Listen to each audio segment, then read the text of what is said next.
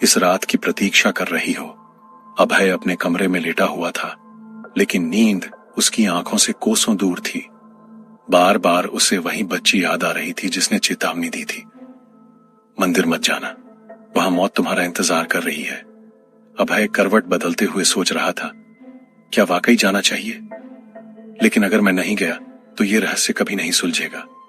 दादी के लॉकेट का राज, खाई की परछाई, काली भ्रम, सब कुछ अनजाना ही रह जाएगा। तभी अचानक उसकी खिड़की पर खटखटाहट हुई। अभय, उठ। ये शिवा था। अभय ने धीरे से दरवाजा खोला। शिवा के चेहरे पर डर साफ दिख रहा था, लेकिन उसकी आंखों में एक जिद भी थी। चल, गुरुजी ने बुलाया है, अब वक्त आ गया है। गुरु पद्मनाभ का इशारा। गांव के किनारे पीपल के नीचे गुरु पद्मनाभ आंखें मूंदे मंत्र जप रहे थे। उनकी आवाज हवा में गूंज रही थी। जब अभय और शिवा वहां पहुंचे तो उन्होंने आंखें खोली। तैयार हो?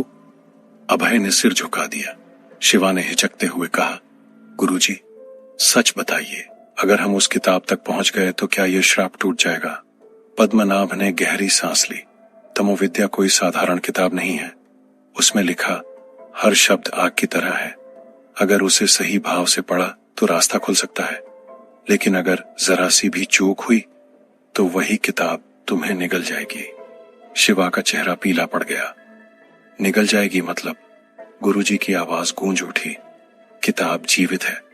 उसमें बसी शक्तियां तुम्हारे मन की हर कमजोरी को पहचान लेंगी, और अगर तुम डर गए, लालच में आ गए या गुस्से में बहे तो तुम्हारा शरीर उनका निवास बन जाएगा। अभय ने अपने डर को दबाते हुए कहा, गुरुजी, हमें रास्ता बताइए। पद्मनाभ ने अपनी झोली से एक छोटा दीपक निकाला। यह अखंड दीप है, इसे बुझने मत देना। यही तुम्हें मंदिर के अंधकार में मार्ग दिखाएगा। और याद रखो, मंदिर की चौखट पार करते ही हर चीज असली नहीं होगी। भ्रम और वास्तविकता में फर्क करना ही तुम्हारी सबसे बड़ी परीक्षा होगी। मंदिर का रास्ता। अभय और शिवा दीपक लेकर निकल पड़े। रास्ता घने जंगल से होकर जाता था। हवा भारी थी, जैसे किसी अनकही ताकत का दबाव हो। दूर उल्लू की आवाज सुनाई देती, फिर अचानक सन्नाटा छा जाता। चलते चलते शिवा बोला, अभय, मुझे लग रहा है कोई हमारा पीछा कर रहा है। अभय ने दीपक ऊंचा किया। सचमुच पीछे किसी के पांवों की आहट थी। कौन है वहां? अभय ने जोर से कहा। धुंध से वही बच्ची बाहर आई, वही फटे कपड़े, वही चमकती आंखें। उसने धीमी हंसी हंसी। तुम फिर आ ही गए, अब वापस नहीं जा सकते। शिवा कांपते हुए बोला, तू कौन है? बच्ची की आंखें लाल हो गईं। मैं वही हूं जिसे इस गांव ने कभी भुला दिया, और अब तुम भी मेरी कहानी का हिस्सा बनने वाले हो। अचानक उसकी आकृति धुएं में बदल गई और गायब हो गई। अभय और शिवा स्तब्ध खड़े रह गए। दीपक की लौ कांपने लगी। चल जल्दी कर, अभय ने कहा। अगर लौ बुझ गई तो हम कभी मंदिर तक नहीं पहुंच पाएंगे। मंदिर का प्रवेश। घंटों चलने के बाद आखिरकार उन्हें पहाड़ों के बीच एक खंडहर जैसा मंदिर दिखा। टूटी हुई दीवारें, दरारों से झांकती बेलें और बीच में विशाल दरवाजा जिस पर वही प्रतीक को उकेरा हुआ था जो अभय ने किले और लॉकेट पर देखा था। शिवा ने डरते हुए कहा, यह वही निशान। इसका मतलब यह जगह भी उसी शक्ति से जुड़ी है। अभय ने दृढ़ता से कहा, हाँ, और यही हमारी जवाब छिपा है। उन्होंने दरवाजा खोला। जैसे ही दरवाजा चरमराया, भीतर से ठंडी हवा का झोंका आया, मानो सदियों से कैद कोई सांस बाहर निकल पड़ी हो। अंदर खूब अंधेरा था। बस दीपक की लौ कांपते हुए दीवारों पर छाया बना रही थी। भ्रम की परतें। मंदिर के भीतर जाते ही अजीब घटनाएं शुरू हो गईं। सबसे पहले शिवा ने देखा कि दीवार पर उसकी मां खड़ी है। उसने हाथ फैलाकर कहा, बेटा, मेरे पास आ जा। शिवा की आंखें भर आईं। मां। वह दौड़ने ही वाला था कि अभय ने उसे पकड़ा।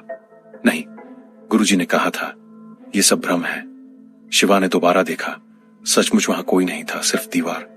अभय को भी अपनी दादी की आवाज सुनाई दी, अभय, लॉकेट संभाल, ये तेरी आखिरी ढाल है। उसने जेब टटोली। सचमुच लॉकेट वहां था, लेकिन जब उसने पलटकर देखा तो दादी की छाया दीवार पर जल रही थी। दोनों समझ गए कि मंदिर का हर कोना उनकी भावनाओं को परख रहा है। किताब का कक्ष। आखिरकार वे मंदिर के सबसे भीतरी हिस्से में पहुंचे।